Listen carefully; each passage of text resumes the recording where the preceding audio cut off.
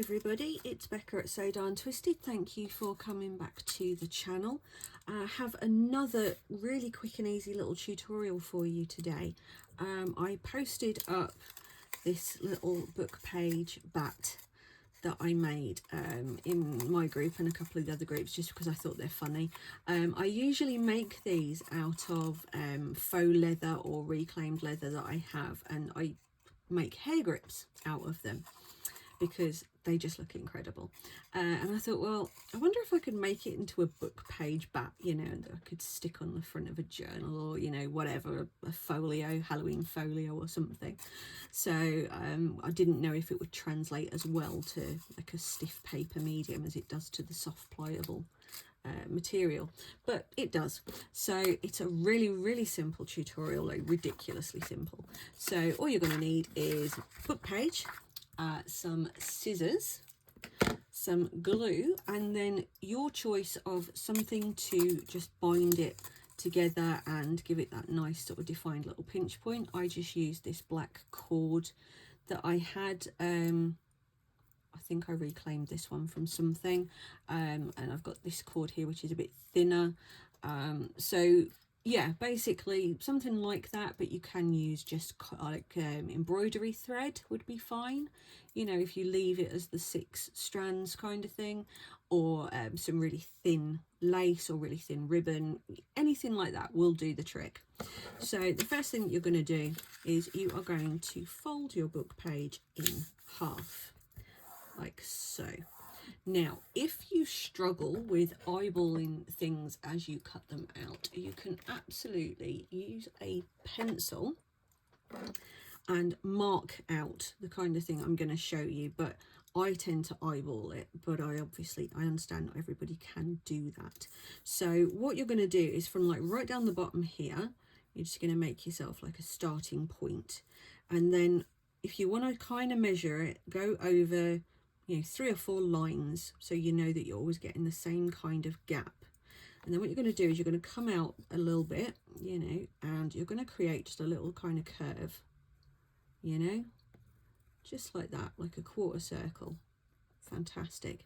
Then you're going to go 1, 2, 3 and mark your next one and move it over slightly, and then you're going to make another curve so that you've got a point here. So let me see if I can get this to show. So can you see here that I've got my starting mark, it goes round on an arc and then it goes round on another arc. Okay, easy, right? So I'm just going to do that a couple more times, you know, really nice long circle. Oh, that was over like 4 lines. Don't know what I was doing there. It's because I normally eyeball it. And then I'm going to go again over a little bit further, and then again over a little bit further still, and then a final one. Now the more that you have of these, the more you know, the sort of wider your bat will be at the end. So then you're just going to take your scissors, and the beauty of this is you can actually, you know, you really can just eyeball this completely, because all you're doing is this. I think you could probably get away with using a small circle punch, to be quite honest with you, and just kind of cutting yourself a triangle and then cutting into it, like cutting half circles. That would probably work. I might give that a try and we'll see. Okay, so we've got to that point there, and then I'm just going to cut that straight across like so. So now you've got this, okay, nice and easy. If you've got pencil mark, make sure it's going to be on the back. So the first thing you're going to do is you're going to fold to those 2 points there, so your second point down, and you're going to fold that away from you, like towards the back side. Okay, and then you're going to fold it back on itself at the next point down. So we're just gonna, doesn't have to be absolutely perfect, but the closer you can get it to those, the better.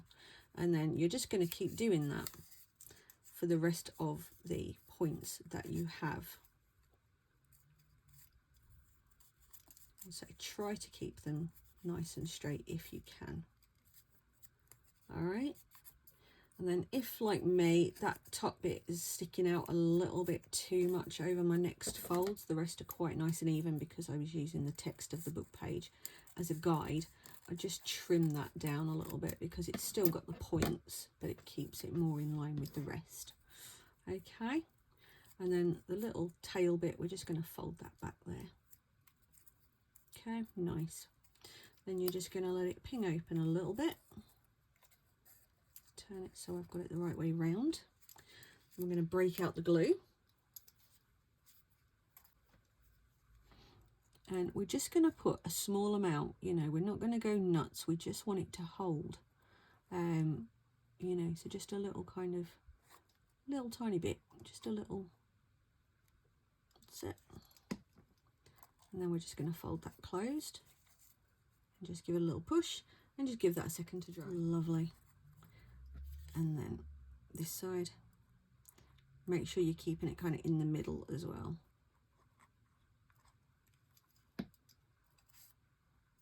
And then just let that one dry as well. Once that's dry, you're going to kind of put your finger under the grooves and you're just going to kind of pinch them out like so.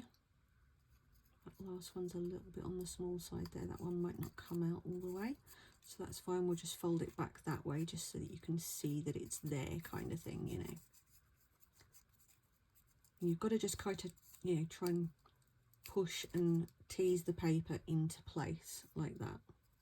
So might take you, you know, a minute or so to get the hang of it, but it's really not tricky. You're just using your finger and you're just pushing against it, and that just helps to keep that open.